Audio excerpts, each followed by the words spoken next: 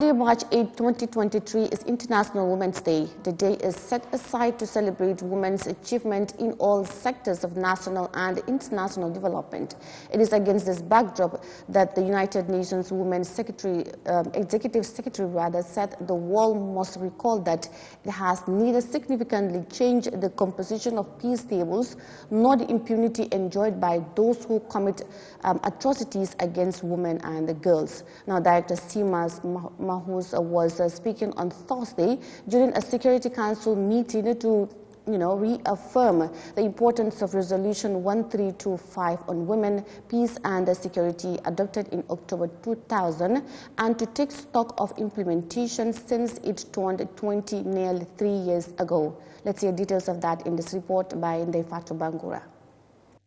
Speaking ahead of the 2023 Women's Day celebration, the United Nations Executive Director Sammy Bahous at the Security Council meeting discussed on the importance of women, peace and security. She reminisces on her recent trip to Afghanistan, where the Taliban have since announced harsh restrictions on women and detained more women activists. Bahous also mentioned that sexual violence had been committed at a staggering scale in Ethiopia. Child marriage increased by 51% in 1 year of conflict, and local health centers, aid organizations, and human rights groups continue to report cases of sexual violence. Commenting on the effects of the Ukraine war, which have marked 1 year since the start of the invasion of Ukraine, triggering the largest refugee crisis in Europe since World War II.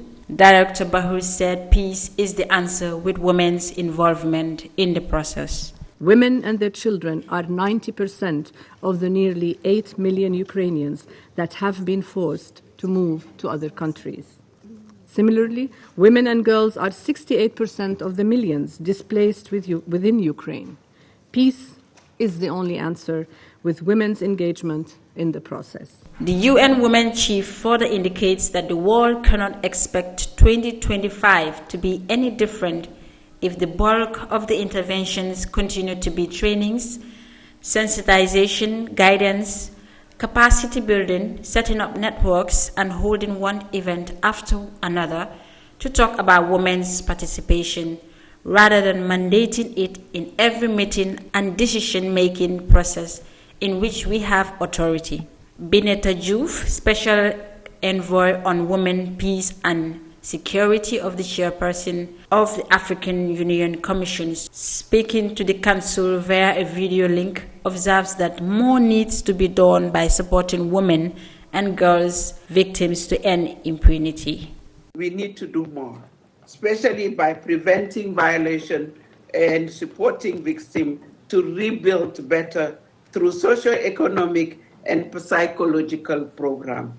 We urgently need measures to ending impunity and holding perpetrators into account. U.S. Ambassador Linda Thomas Greenfield also spoke to the reporters after the meeting. She said that the past 1 year there has been an unending assault on women and girls. The past 12 months has been an unending assault on women and girls, and we must step up and we must speak out. Issue of this scale requires international cooperation. At the UN and especially at the Commission on the Status of Women, we have an obligation to advance gender equality in both the physical as well as in the digital world. According to Ambassador Greenfield, the past 12 months has been an unending assault on closing.